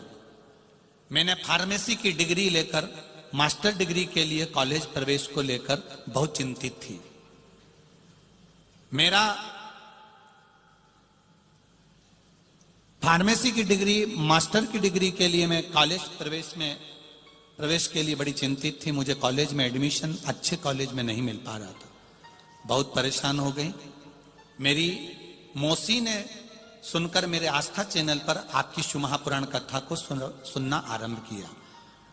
पूरी श्रद्धा और विश्वास के साथ शिवजी के मंदिर जाकर हर दिन बेलपत्र शहद लगाकर शिवजी को चढ़ाना प्रारंभ करा। जो कॉलेज मुझे चाहिए था, मैंने बाबा से कहा, बाबा सीहोर वाला महाराज कहता है कि शहद लगाकर बेलपत्री चढ़ाने से कार्य पूर्ण होता है। मैं भी आज चढ़ा रही हूं। अगर मुझे कॉलेज मिल गया तो तेरा दरवाजा कभी नहीं छोड़ूंगी। बाबा ने ऐसी कृपा करी गुरुदेव, जिस कॉलेज को मुझे चाहिए था मेरी डिग्री भी कंप्लीट करा दी और मुझे कॉलेज भी दिलवा दिया। ये मेरा देवाधिदेव महादेव। मैं उनको प्रणाम करने आई हूं, उनको डोक लगाने आई हूं, उनको नमन करने आई हूं। गुरुदेव, कॉलेज में एडमिशन हुआ, पढ़ने के लिए पैसे की जरूरत थी, वो पैसा भी नहीं था, पर बाबा ने ऐसी कृपा करी कि मेरी 1 लाख की फीस भी जमा करवा दी मेरे बाबा ने। ये शिव तत्व है, ये शंकर है, ये औघड़ी है। करो विश्वास उस पर। लोग कहेंगे, कई लोग आएंगे तुम्हारी आस्था को, विश्वास को तोड़ने वाले। क्या होता है जल चढ़ाने से? क्या होता है बेलपत्री चढ़ाने से? क्या होता है श्री शिवाय नमस्तुभ्यम कहने से? कई लोग कहेंगे, बहुत कहेंगे, गलत गलत प्रचार करेंगे, गलत गलत शब्द कहेंगे। आग लगे बस्ती में, अपन रहो मस्ती में। अपने को नहीं सुनना, अपने को तो केवल उसका द्वार नहीं छोड़ना और शिव महापुराण की कथा नहीं छोड़ना। संभाल लेगा वो, संभाल लेगा। भजन करो, बोल बम का नारा है, बाबा एक सहारा, उसके सहारे रहिए, उसके विश्वास पर जब भरोसा दृढ़ करते जाओ। शिव कथा कहती है समय की अवस्था बड़ी बढ़ती चली जाती है, और उस समय की अवस्था में कितने को तुम अच्छे लगोगे, कितनों को बुरे लगोगे, कोई नहीं कह सकता। यहां पर मेरी माताएं बैठी हैं, मेरी जीजियां बैठी हैं, मेरी आई हुन बैठी हुई हैं। उनसे निवेदन करना चाहूंगा, बचपन में बच्चा सोता है, मां को अच्छा लगता है कि नहीं लगता है? वो बच्चा बचपन में सोता हुआ अच्छा लगता है, पर वही बच्चा जब 24 साल का हो जाए, 25 साल का हो जाए, 28 साल का हो जाए, 30 साल का हो जाए, दिन भर घर में पड़ा रहे, सोता रहे, इसमें से कितनी मां है जिसको अच्छा लगता होगा? किसी को अच्छा लगेगा? नहीं लगेगा।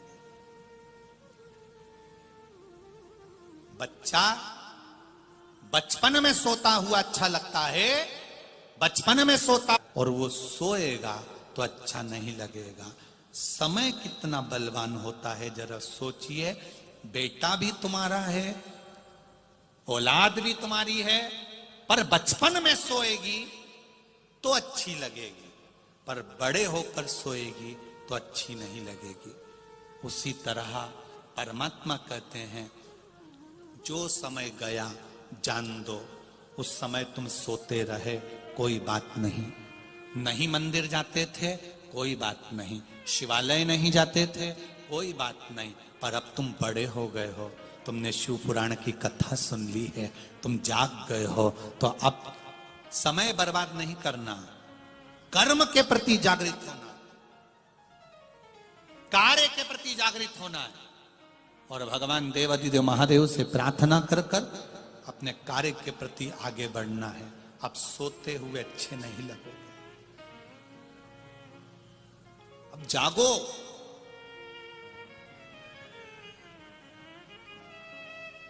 जागो।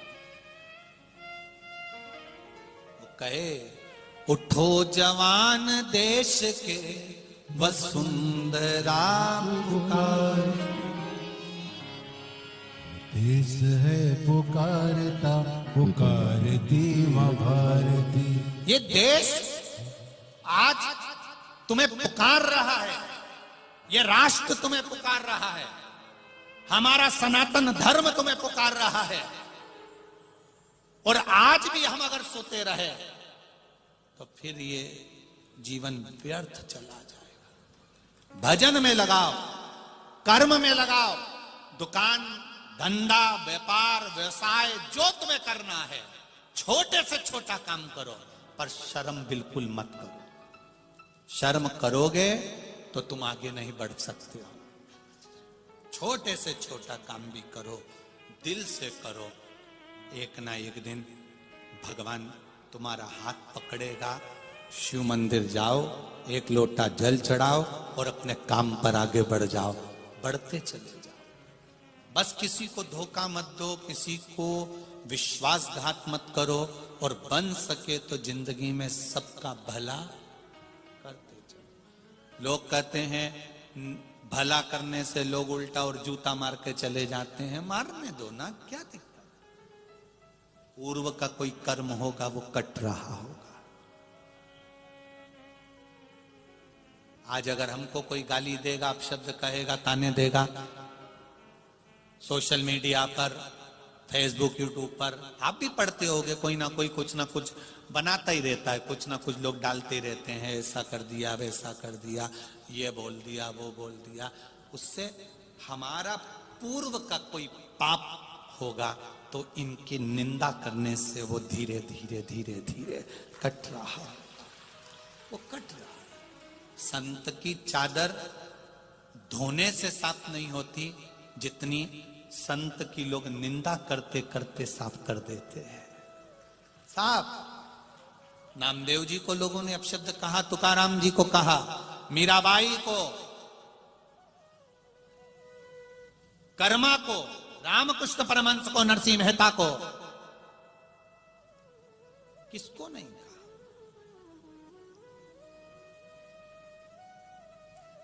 कहे कहे दुनिया। हम भगवान की भक्ति में जितने इस दिल को, इस हृदय को लगाएं उतना सुख होगा। शिव कथा कर मंथन जब किया गया समुद्र का तो उसमें गौ माता निकली और गौ माता के बाद विष निकला। उस विष को पीने वाला कोई नहीं था। कौन पिएगा वो विष? उस विष को पीने वाला कोई नहीं। जब विष को पीने वाला कोई नहीं था तब देवाधिदेव महादेव को याद किया गया और महादेव से जाकर प्रार्थना की गई कि इस विष को आप पी लो। अमृत पीने वाला देव है और विष पीने वाला महादेव है। घर में, परिवार में, कुटुंब में, जहां तुम रह रहे हो वहां अगर थोड़ा भी तुमको अगर दुख मिल रहा है, परिवार के द्वारा गालियां मिल रही हैं, अपशब्द मिल रहा है, समझ लेना कि तुम देव नहीं महादेव हो, इसलिए इस विष को पी रहे हो। ये विष तुम इसलिए पी रहे हो क्योंकि महादेव हो।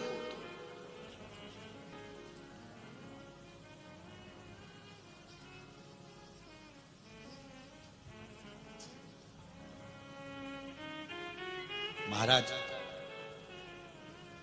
संसार में मेरे शंकर भगवान असली रूप रखकर आते हैं तो मैया यशोदा पहचान नहीं पाती है। साधु रूप रखकर आते हैं तो पहचान नहीं पाती है। यशोदा मैया पहचानती तब है जब यशोदा जी के पास खबर जाती और यशोदा जी उनके पास हाथ दिखाने, तब शिव की गोद में भगवान कृष्ण को दिया जाता।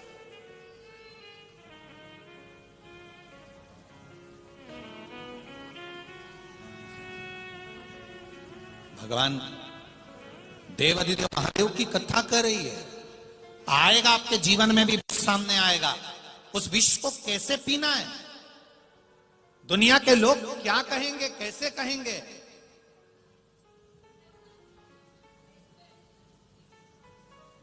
पूछना क्या बोलना चाहिए आशीष।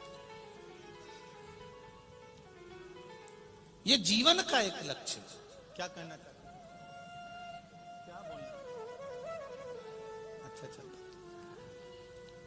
जीवन का एक लक्ष्य, जीवन का एक आनंद, जीवन का एक सुख, आनंद की। और जब जीवन का एक सुख हमारे सम्मुख में होता है, विष पीने के बाद भी जब नाम होता है तो वो साधारण नहीं होता। देवताओं ने अमृत पिया परंतु उनको कोई, आज भी लोग कहते हैं इनने अमृत पी लिया, ये देव हैं, पर उनका नाम भले ना निकले, पर मेरे महादेव का नाम आज भी आता है विष पीने के लिए, विष पीने के लिए। बाद में भगवान शिव आनंद के साथ विराजमान हुए। 12 ज्योतिर्लिंग का स्मरण कराया है। तुमरुका जी ने चंचुला देवी को सुनाया है। प्रथम सोमनाथ जी, चंद्र को काया रोग हो गया, शिव जी की आराधना करी। ये 12 ज्योतिर्लिंग की जो कथा है हमको बता रही है कि देवता, नवग्रह, चंद्र हो, सूर्य हो, राहु हो, केतु हो, सारे ग्रह भगवान शंकर की आराधना में लगे रहते हैं। सारे चंद्रदेव ने शिव की आराधना करी, काया का रोग ठीक हो गया। भगवान कार्तिकेय जी रुष्ट होकर चले जाते हैं, तब भगवान शंकर पार्वती जी के साथ जाकर मनाते हैं, मल्लिकार्जुन के रूप में विराजमान हुए। दूषण नाम के राक्षस को मारने के लिए भगवान 84 रूप धारण कर कर काल बनकर प्रकट होते हैं। वो महाकाल के रूप में प्रकट होते हैं। संपूर्ण विश्व में पुण्य कैसे करा जाए, पुण्य का आनंद क्या होता है, पुण्य और पाप में अंतर क्या होता है, किस चीज से हम पुण्य के पद को प्राप्त कर सकें, ऐसी पुण्यमय शिव महापुराण की कथा को श्रवण करने का सौभाग्य मिला। मालेगांव की ये पावन धरा जो सभी लोगों की दृष्टि में हमेशा लोगों के मन में ये रहता है कि मालेगांव, कोई कहता है ऐसा है, कोई कहता है वैसा है, पर जो मालेगांव आता है उसको मालूम पड़ता है कि यहाँ के लोग कितने आनंद के साथ में रहते हैं।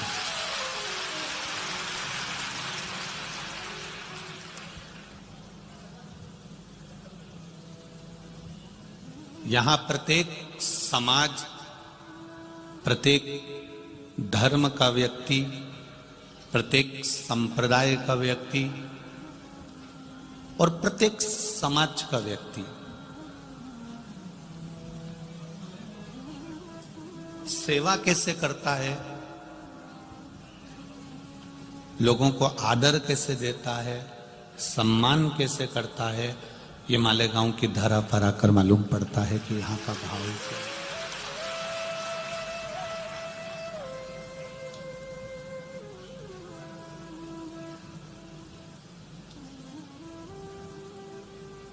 यहाँ ऐसा कोई धर्म नहीं था, यहाँ ऐसी कोई समाज नहीं थी जिसने शिव महापुराण में सेवा नहीं करी हो। हर व्यक्ति ने, हर समाज ने, हर एक बच्चे बच्चे ने यहाँ पर सेवा करी, प्रत्येक धर्म का व्यक्ति, प्रत्येक समाज का व्यक्ति।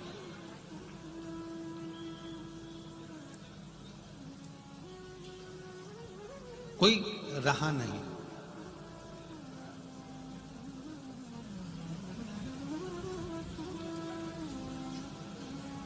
शिव कथा कहती है, भक्ति में जो एक बार सन गया, भक्ति में जो एक बार उतर गया, भक्ति जिसके भीतर समाहित हो गई, फिर वो भटकता नहीं। अभी आभार में आदरणीय दादा भाई भूसे जी कह रहे थे कि यहाँ के लोगों का व्यापार कम हुआ, और वो किस किस चीज का कम हुआ, एक दारू का, मदिरा का, दूसरा मांस का व्यापार कम हुआ।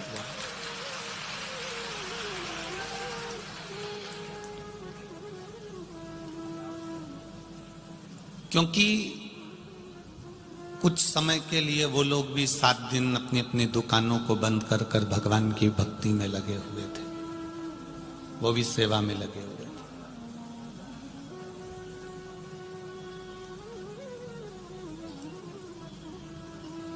सदन कसाई सालिग्राम भगवान की शिला को रखकर मांस तोलता था। उसको जब तक नहीं मालूम था कि ये सालिग्राम जी हैं, तब तक वो पत्थर समझकर, बाट समझकर मांस तोल कर देता था। पर जब उसको समझ में आ गया सदन कसाई जी को कि ये भगवान है, तब फिर उसने उस सालिग्राम जी से मांस को नहीं तोला। हम भी भटकते रहते हैं, हम भी यहाँ वहाँ सब दूर भटकते रहते हैं। जब तक हमें परमात्मा के चरण नहीं मिलते, तब जब तक हमें मालूम नहीं पड़ता कि ये हमारा है और हम इसके हैं और ये हमको तार देगा, तब समझ में आता है कि यह परमात्मा।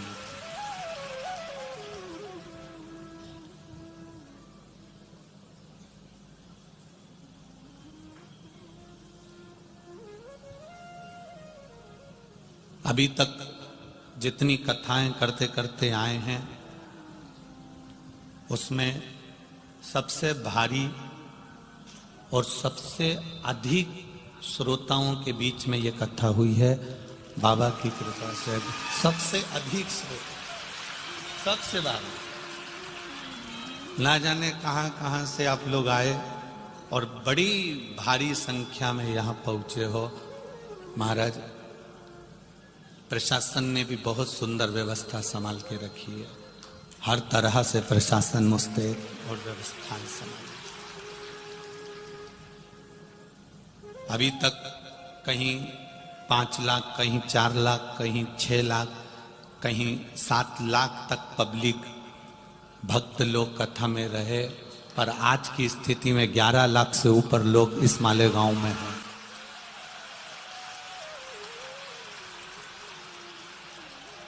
मालेगांव की एक एक दुकान, एक एक गुमठी, एक एक व्यापार का स्थान।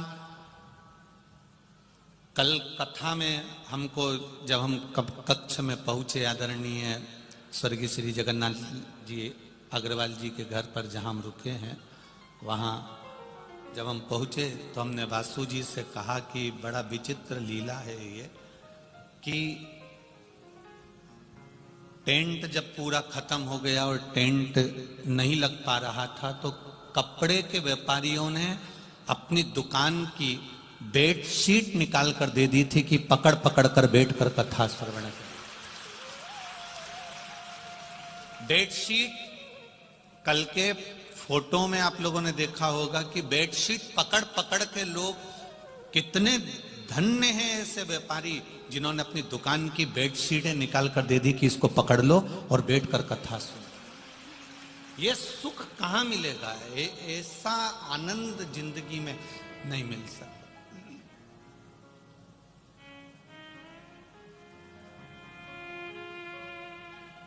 कोई कह रहा था इतनी तो बारात की भी